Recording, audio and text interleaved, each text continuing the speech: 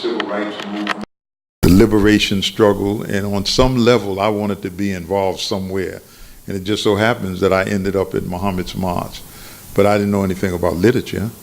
And so I went into business, and by 63 I was in business selling Holy Qurans, and by 69 I opened a bookstore in New York with Dr. Salam, Abdul Salam. He was one of the first professional and a doctor to join the nation in Newark, New Jersey in the mid-50s. And we opened a bookstore which was very successful. We sold Islamic literature, mainly English literature from Pakistan, because you know in Lahore and Rawalpindi they were printing English literature in Pakistan, not only the Ahmadiyas or the Qadianis as they call them, but the Muslims generally, because they believe that ayat in the Quran where it says that Islam should overcome the religions, all of them, though the polytheists may be adverse. And they felt that if Islam was going to overcome the religion, the first one it would have to overcome is the Christian world. So they printed in English. And it's a good story because Yusuf Ali, whose translation of the Quran in the English that came out in 1934, he used God. And even up until the late 60s, early 70s, the translations coming out of Pakistan by Yusuf Ali, they used God. And finally they changed it to Allah. But Maulana Muhammad Ali, who was a Qadiani, his first translation that came out in 1917 is the first English translation of the Quran by a Muslim. But it was rejected because he was with Ghulam Ahmed, and after Ghulam Ahmed died in 1908, there was a split in the movement. They called it the Lahore group and so forth, and among the Ahmadiyyas. But Maulana Muhammad Ali was a scholar. There's no doubt about it. If you read his writings, and you also notice that he's not promoting Ghulam Ahmed in any of his literature because of what happened after Ghulam Ahmed died. But he, if you read the introduction to his translation of the Quran, it is scholarly done. It's a good source. As a matter of fact, the early ministry class that we had in New York, we were instructed to read the introduction to that first. I'm just talking about how I ended up in business. So I ended up in business, and my compassion and love of literature and books, I began to sell books. And by being a bookseller, people expected me to know everything about the book and so forth. So I had to always read a review of books that came out because we sold them in our bookstore. But it was a time I remember clearly when Seize the Time came out, and I had it in the bookstore and hardback. And it was a publication about the Panthers and their work. This is where they used to meet at, right? In this building right here. So I went into business. But I always had the balance. I had a big family.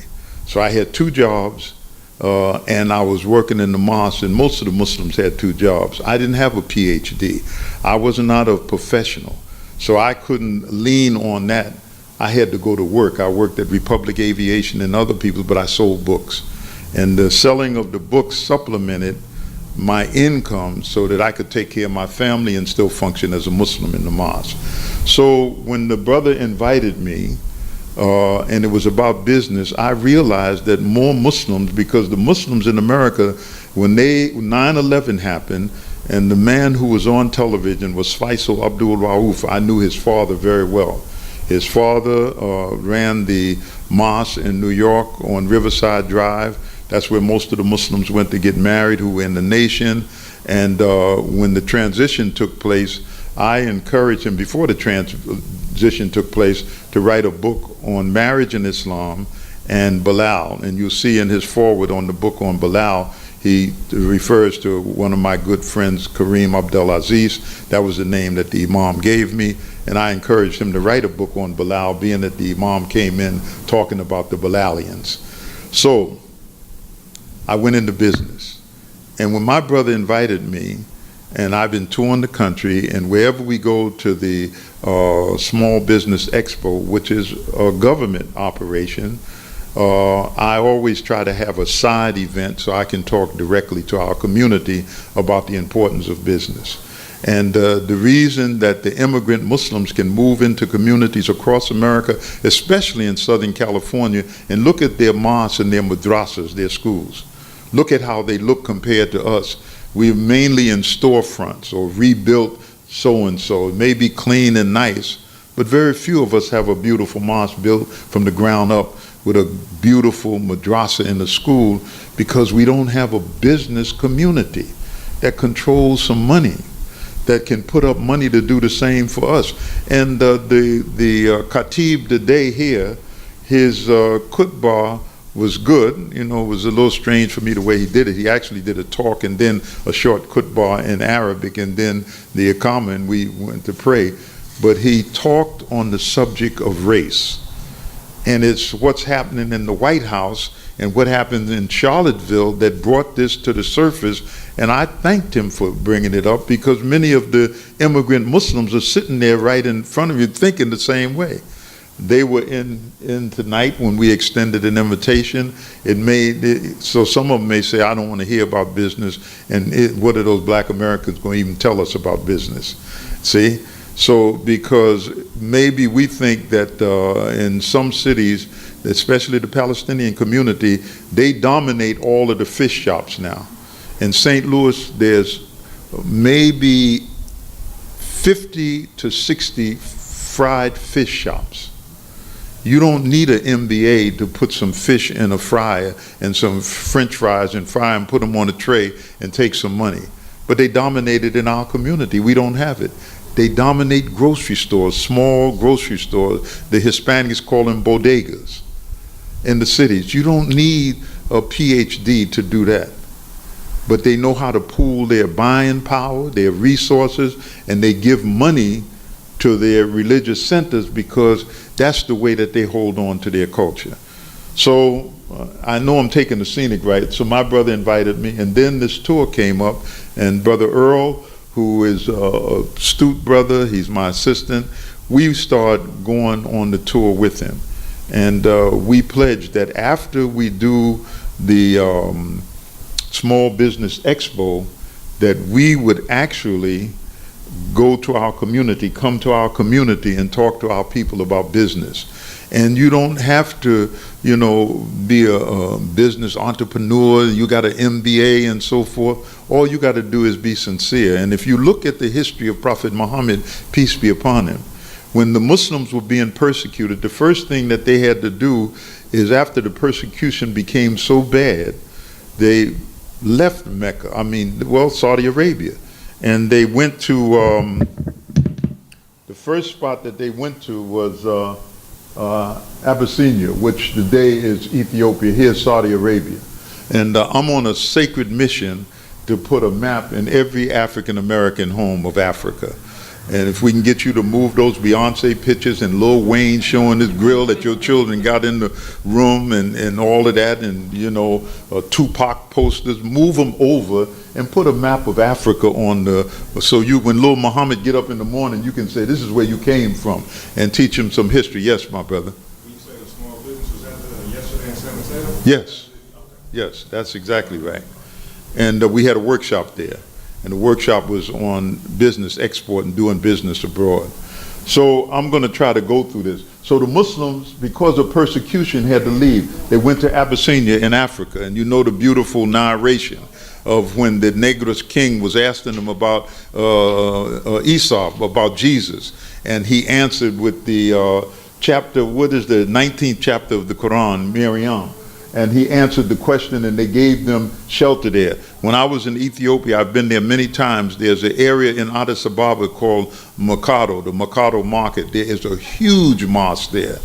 Thousands of people. It's like unbelievable. And so Islam is deeply entrenched in Ethiopia, though it's not featured and out front. And because some of the leadership in government are not Muslims, and the Muslims are not visible. I mean, I know the director of Ethiopian Airlines, Ahmed, some years ago, he was a Muslim in charge of it. So the Muslims went there.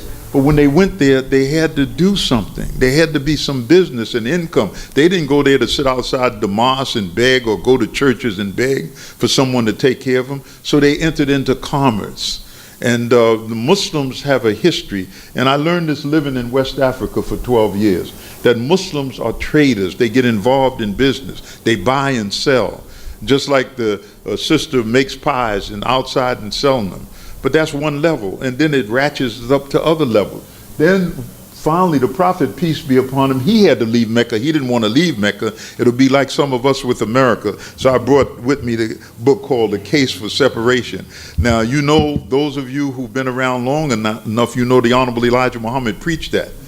But then we put it on the shelf. All of us put it on the shelf because of the cars outside that house and a little bit of grass around the house and so forth. He wasn't thinking about going nowhere. But Trump has reawakened that in your mind. And if it keeps going the way it's going, we're going to have to look for an exit out of here some kind of way. So the Prophet had to leave Mecca. He didn't want to leave Mecca.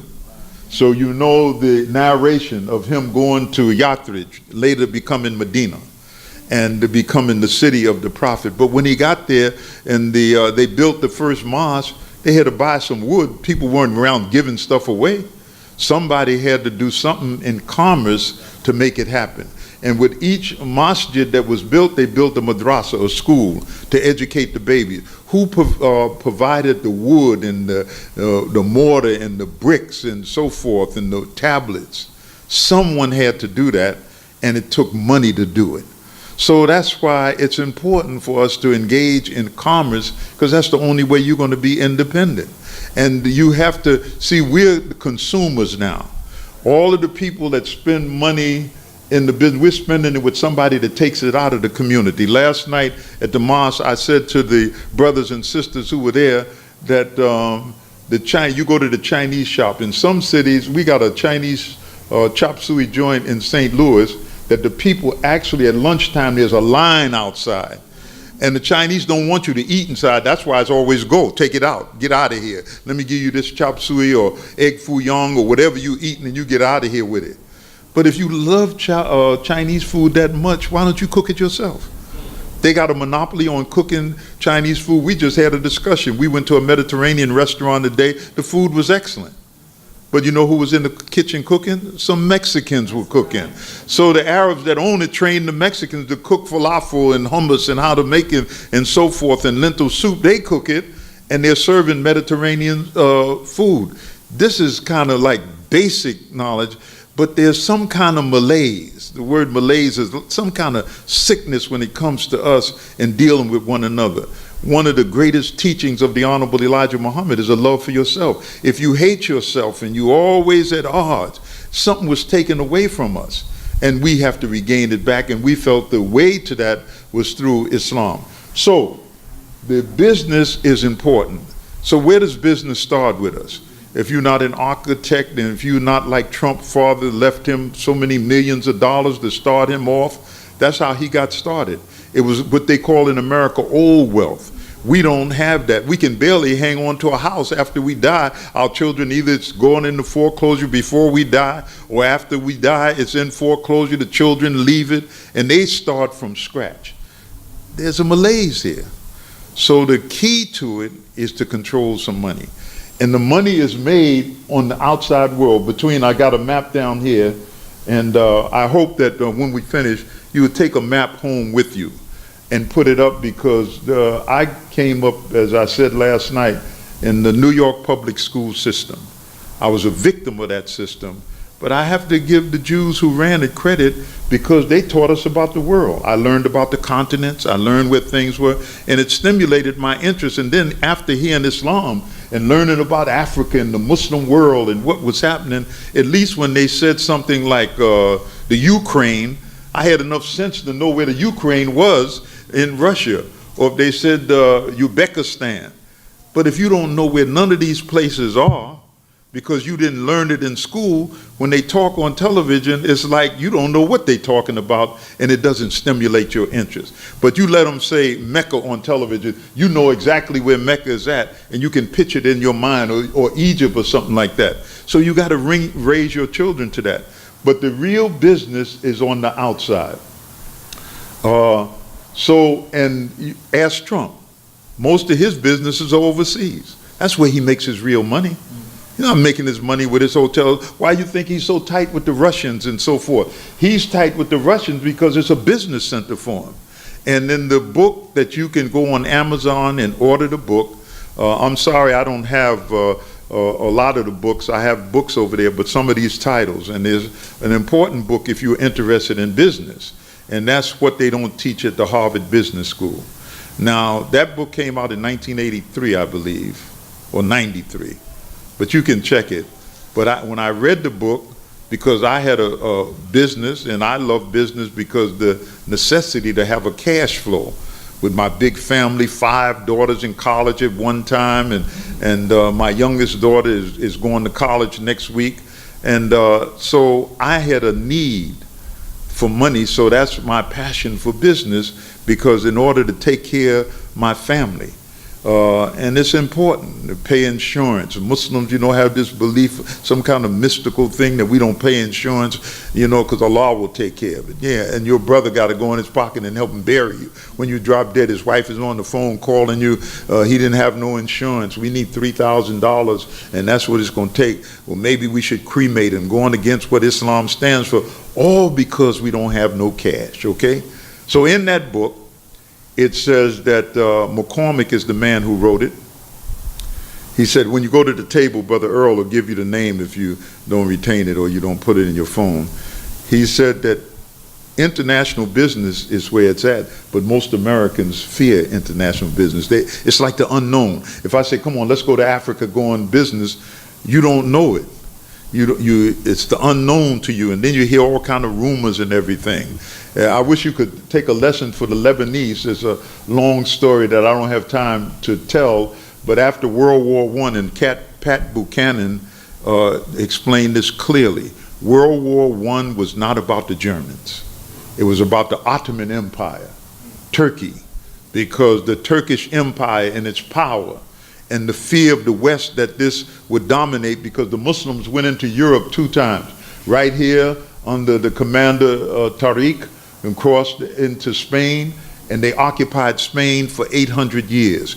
And then the the Ottoman Empire attacked Europe in the siege of Vienna. They were in Europe. And if you look at a map of the world, can you all see this map of the world down here? I'm sorry to put it. Now, if you look at this map of the world, the Turks went into what is called the Baltic states. That's how you have the Bosnian Muslims that killing in 94 and 95. And the Turks captured all of that area. You never hear that the Turks ruled Greece. And where in Athens, where the Acropolis is, that was a mosque there. They don't talk about it at all. Most people who study European history don't even know it, but the Turks ruled. I think the Turks left in 1856. So the fear of that in World War I was not to break the backbone of the German and Bismarck and all of that stuff, but it was to break the backbone, being that the Turks had formed an alliance with Germany, to break the backbone of the Turkish Ottoman Empire, and that happened in 1923 when Kemal Ataturk came to power. He took the Muslims out of the red fezzes. The women didn't have to wear it. They did stop using the Arabic characters for the Turkish language and reduced it to the Western characters. That's why when you go to Turkey, those who have been to Turkey, how do you say Muhammad in Turkish? Mehmed. Mehmed. How did it become Mehmed and it's Muhammad? Because when they put it into the Western characters, it's just like anything else. Omar and Umar. Mohammed and Muhammad, okay? So that is what it was about. So now, I'm trying to get back to business. I have a passion for history, but the point is that the Muslims, when they crossed and conquered all of the Berbers, and the beautiful narration of the Muslim general Nasser, who crossed North Africa from Egypt, he was an Arab, into Libya, Tunisia, right here, and until he ran into the Berbers in Algeria, fought them, subdued them, and the story of the woman leader of the Berber tribes who told him that if you beat me on the field of battle, then we'll join your religion. That's how Tariq became a Muslim, and they went into Spain. But during this time, all of these Muslims here began to travel into West Africa, and it was trading. And one of the greatest stories about it, and there's many, but everybody knows the story of Mansa Musa. And Mansa Musa was the inspiration for Usman Dan Fodio in the country of Nigeria. And he was a Fulani, but they say when the Fulanis mix with the Hausas, they become Hausas. But he's the one that set up the systems in West Africa. So the Arab traders began to go down into West Africa, and they conquered. And wherever they went as businessmen, they spread their religion.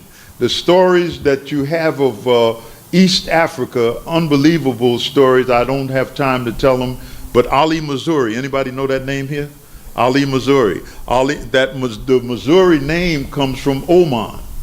That's an Oman name. But when the people from Yemen and Oman sailed down the east coast of Africa and conquered this whole area, they built the city of Kilwa and so forth, and the trade. But they were traders. They were not scholars. So when Mansa Musa in some people say 1334 or 1324, I read 1324. I read somebody just wrote on it recently and said 1334. But when he decided to make Hajj, now remember the Muslim traders went there. Ibn Battuta writes, Ibn Battuta, the great traveler, writes a great story of his travels when he left Morocco and went through this area and saw how Islam changed the society. There is a book that Malcolm used to quote all the time called The Rising Tide of Color by a British man named Starter. And in the book, it said there was something about Islam that appealed to the militant nature in the black man. That's why in your early days, those of you who were members of the nation, there was something that appealed to you. Story of Mankind, which is one of the books that the Honorable Elijah Muhammad was given to read by Van Loon, a Dutchman. There is a chapter in there where he's talking about Napoleon. I'm trying to give you the feeling for this. And he said, though he disliked Napoleon, but when his armies marched through the streets of France, he felt this overwhelming commitment that he wanted to join that army. That's the way, when you saw the Nation of Islam in the early days, there was something within the nation that appealed to the militant side to you that's written in that book, The Rising Tide of Color. Now, so I'm getting to business now. This is business, okay? So these traders came down. The people in Mali, these are all black people in this area. Even the southern part of Mauritania is all black people. And this is an interesting country. If I come back sometime, we'll talk about it. So the Mali civilization, this is a country named Mali in West Africa, but it stretched over this whole area. And if you read books on the great civilizations of West Africa, you will read about Songhai, Mali, and Ghana. And these are the civilizations that were dominated by Muslims. So Mansa Musa was wealthy because Mali is a gold center, gold in Mali. So he decided in 1324 to make Hajj. So he traveled with so many elephants, I can't call the number, but you read the narration. And he got to Cairo. The stories are famous about how he inflated the Cairo gold market, and from there he went to Jeddah, then to Mecca. But he used his wealth to bring back what he knew his people needed. It's almost like us in America, what we need. We need some resources so we can have Islamic centers and do things for the Muslim community. And it's going to come through your engaging in business. You know, the money's not going to rain out of heaven and some rich person is going to come and give you $500 million. It's going to come from work. And you gotta do the work. So when Mansa Musa went to Mecca, he knew what was needed. He knew that his people loved Islam, but they didn't know the religion. So he wanted to bring scholars. And how did he get the scholars? Some people, when they read it, they think the scholars just volunteered. Let me go to Mali and help this great leader, this king of Mali, teach his people. They may have had that enthusiasm, but it was the money that attracted them. And that they would get paid some gold for their service in what they loved, and that was teaching the religion of Islam. So he brought them back. But not only did he bring the scholars to teach, he brought architects and engineers so that he could build one of the greatest cities that he built, and I've been blessed to go there 3 times, was Timbuktu. And Timbuktu became the center of learning. They built mosques and schools, and they built the town commerce. And there's salt, which was sought after by the Europeans, so the Arabs sold salt to the Europeans, but that salt came between what is today Niger and Mali. This whole area, there was the salt that went across, and the salt was almost equal as the gold. So that's how the trading started. That's where the business and enterprise for the Muslims to build, and what they used their resources from quite naturally to take care of their families. But growing agricultural business and so forth, so they sold. But mainly they were traders. They were not manufacturers. They didn't manufacture goods and so forth at that time, but trading was their intro into business. And Earl, you can mention when you come up to speak, I'm looking at the clock, so as soon as after we have prayer, the brothers will come make a presentation. So it'll be a short presentation so you can ask questions and resources that are available if you're interested in business. You got to have an interest. And don't worry, you don't need an MBA in order to go into business, and you got to hire tremendous consultants and whatnot. Start where you can control something. That's the main thing. And be consistent. I told the believers last night, you know how you make your prayer? And you're human, so sometimes your mind wanders. But the beauty of prayer, it teaches you how to focus, how to stay on something. And when you go into business, you must focus. You must stay focused. So what happened is that he brought them back, those scholars. And if you go to the library there, that's why these Al-Qaeda in the Maghreb, when they went into Timbuktu and talking about burning books, why were they burning these Arabic texts? That was the history of West Africa. It was the history of all of these ancient civilizations and the history of Islam. You'd have to wonder in your mind, what kind of idiots could they be that they would burn these books? So it must be a plot of the enemy. And maybe the rumors, and some people say it's fake news, that the Yahudis are behind it, that the Jews are behind it. Because recently, last week, there's a little country here called Benin. Here's Ghana, Togo, and then the country of Benin. And that Netanyahu went to Benin, and how it got in the news was that the security of the president of Benin and Netanyahu's security got in a fight. Otherwise, you wouldn't have never known it. So why is he now going back into Africa when in 1967, all of the Israeli embassies in African countries, I think except Morocco and South Africa that was controlled by the racist or white government then, they closed their embassies. And this is before Gaddafi came to power, okay? 1967, but Gaddafi encouraged them not to open up their embassies to Israel. And people say, well, why would he be like that against the Jews? If you knew what the Palestinians suffered, you would understand that. And what they suffered the same thing that the black people suffered in South Africa. So he went there because of what? Business. Israel realizes that this continent now with over 1 billion people has the resources to rebuild Europe and America again. Right here, this continent. So everybody is after it, except us. Here we are descendants. And there's a scripture in the Bible about Joseph being sold by his brothers into bondage. You think about how they talk about, what about the African kings that sold you? You know, when they ask me that question, I tell them, I say, yeah, that's right, they did sell us, they got involved. But right now, the number one enemy is the one who took us out and built his wealth on our back. Let's deal with him first, and then we'll get back to the African kings and leaders who are poor, naked, and out of doors. Many of them, they don't have nothing. But look at the wealth that's in the West and in Europe based on this.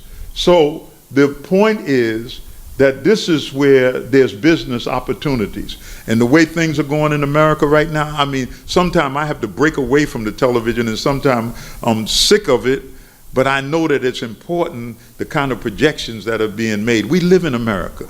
We're Muslim. And how Allah has moved it, the attack was on Muslims. Y'all had a problem here, right at this mosque. And they were saying that some of these Islamic terrorists or fundamentalists, you know, were in this mosque. And so the attack was on Muslims. And then when this thing happened in Charlottesville, it switched around a little, and the Muslims took a back burner and then the president of chaos, because evidently he wakes up every morning and see what kind of problems he can create. I mean, I don't know where he pulls them from, but his White House is in chaos. And his thing was on Muslims at first, the ban on Muslim countries and all of this and so forth. But now he's got an internal problem. And this is the hand of Allah, and we should see it, that what we suffered in America, Allah is punishing America. And they say the original sin for America are the slaves, and that's you and I who were brought here. We're descendants of those slaves. So we got to get busy now. We got to be more focused. We got to unite. I want to thank Brother Minister Sharif in Atlanta, because he got with the Imams community, and there's different branches of Imam Muhammad's community and other Sunni communities, and they came together on 6 points. I think it's 5 points, and the sixth was education, but how they could do business together, how they could work together. Because if you're going to spend time arguing about your Aqidah, you know, and what you believe and what I believe, and Astaghfirullah, you know, that's shirk and different things like that, while the communities are going to hell. We have to ask ourselves, I've been in the nation since 1960, so I've been around a few corners. We need to ask ourselves why in our communities, with all of this wisdom that we got as Muslims, and we're not victims of things. I know I'm supposed to be teaching on business, but let me take a little minute to do this, okay? With all of this wisdom we got, and you travel, and I travel across this country, why when we come to our community of Muslims, it's little storefront churches? That's what it is. Why? Why can't we have, and I mean, a building is not the total of everything, but it should be something respectful. And if the Muslims, who control a lot of wealth in this country, in St. Louis, those Muslims are strong financially. They own big eye clinics. All of the health service there are Pakistani and Indian Muslims from the subcontinent, who are the surgeons and the cardiologists and so forth. I mean, I go to one, my doctor, and the Palestinians who are doctors, all of that, and the wealth that they control. You say, do they control wealth? Tremendous wealth. And all I have to do is look at their masjids and their schools. They hire the best teachers. Say, how did he happen to work here? He's got a PhD because they put the right money on the table. How is it with all of our wisdom? And God has given you some. You're not victim of cocaine and crack and drugs, and you're not in a meth lab. You're not drinking alcohol all night. You shouldn't drink none at all anyway. Try to justify a little wine drinking. It's still alcohol, okay? So you're not victim by that. You got your discipline when it comes to women. You're not trying to see how many women you can run down. You treat your family civil. You're not beating your wife, I hope, using an ayat in the Quran and so forth to beat your wife. We're not victimized by that. But yet and still we can't make the progress that we should make with the wisdom that God has blessed us with. So that's where we are. So what we have to do, what can we agree on? We can agree that we need to control some money. Why should now the Koreans have all of the cleaners, all of the chop suey joints? The Chinese say, you want to get rich, go to America, open a chop suey joint, stay there as long as you can, and then you can branch out into other business. And it's off us, mainly on us. So we need to come together. And now is the time for us to come together. The race is on the table. Race. Who is not a racist, and so forth. That's why I told the Khatib today when we finished, I thanked him. Because what happened in Charlottesville caused that khutbah that he delivered today. Because otherwise it wouldn't have been on the agenda. And he asked a good question. And he was talking to the immigrant community, look into yourself. How do you really feel about black people? I know, mashallah, my brother Habibi, I love you and everything. But how do you really feel inside about a black man? And if the real test, if you come home and he said, I've been talking to your daughter and I want to marry, he said, Astaghfirullah. You know, when he get her alone, it just ain't gonna happen. See, because there's something in his mind. So, but the point I'm making, you got to feel good about yourself. And so accomplishments, character, and being principled in business. One of the reasons that we have a problem in business is that we don't trust each other. Because we could pool our resources, But when you deal with brothers and sisters who have never looked at, $50,000, $100,000, $300,000 in cash, and they looking at that money, then larceny creeps up into them. It's not your nature, but you live in a society, your capitalist society, that's based on greed, rugged individualism. That's what you learned in school, that capitalism was.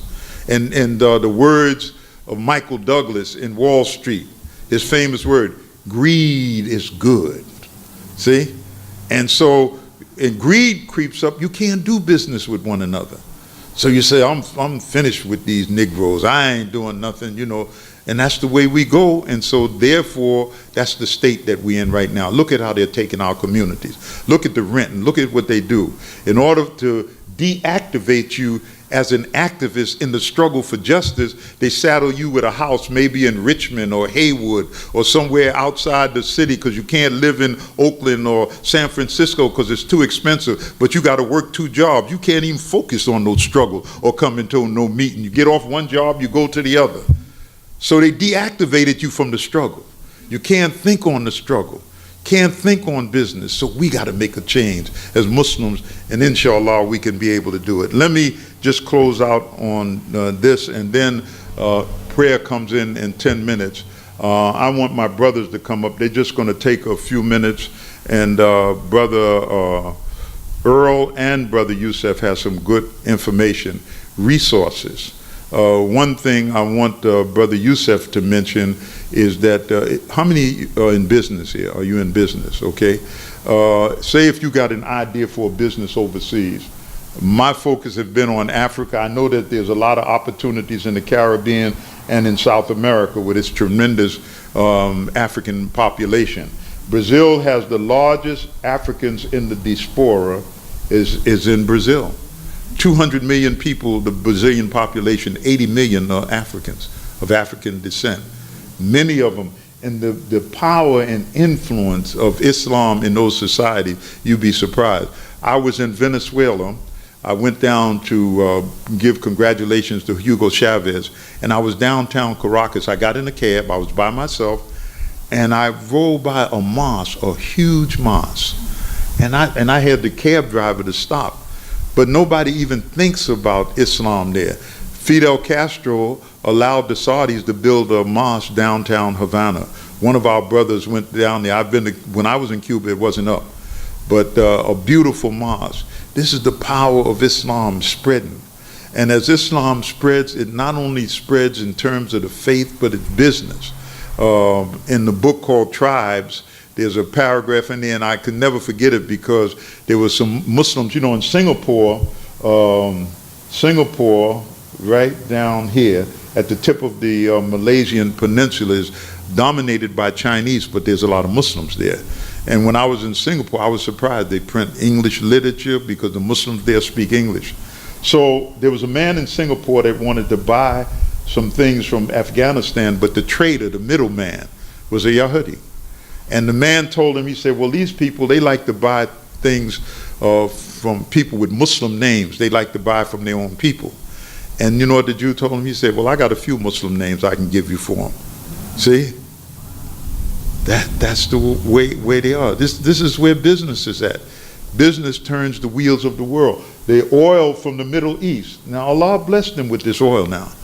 Could you imagine what Mecca would look like in the Middle East and the countries in Abu Dhabi and Dubai and Qatar and all of those countries if they were not blessed with oil wealth?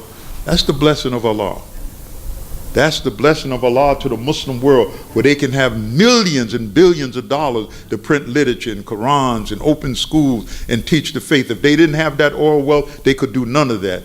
And they would be just looked at as some poor, as the, excuse the expression, sand niggas. This is what the Westerners call them. That's what they would be looked at.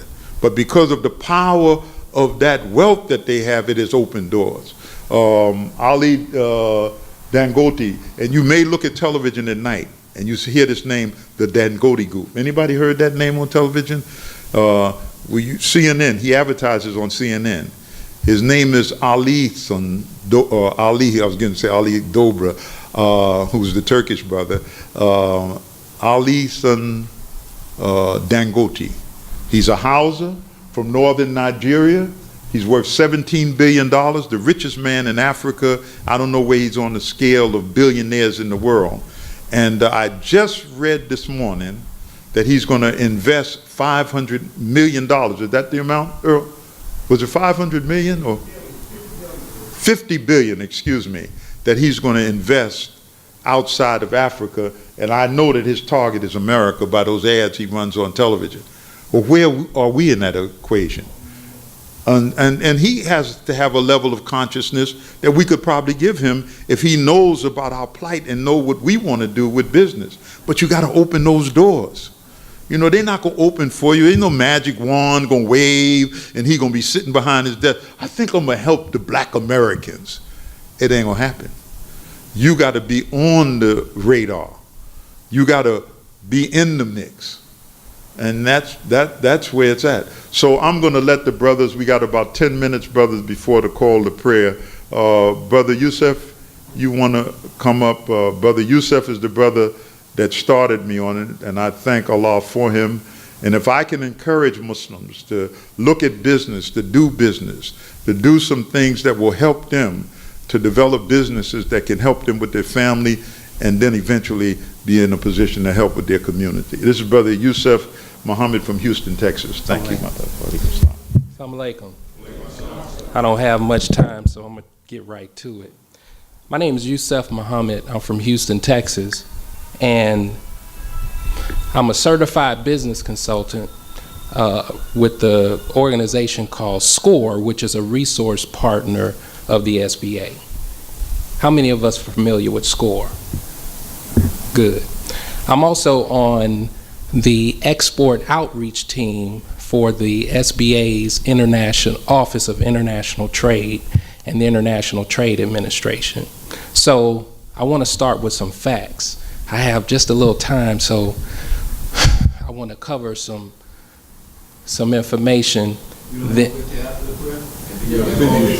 Yeah, because I don't want to rush it. Okay. Okay. Yes, sir. Yes, sir. Yes, sir. We wait until after prayer. Okay. Okay. So how we going to move the chairs, or we going to pray over there? Okay. Okay. So for the brothers who are visiting, if you got to do, we'll do. There's a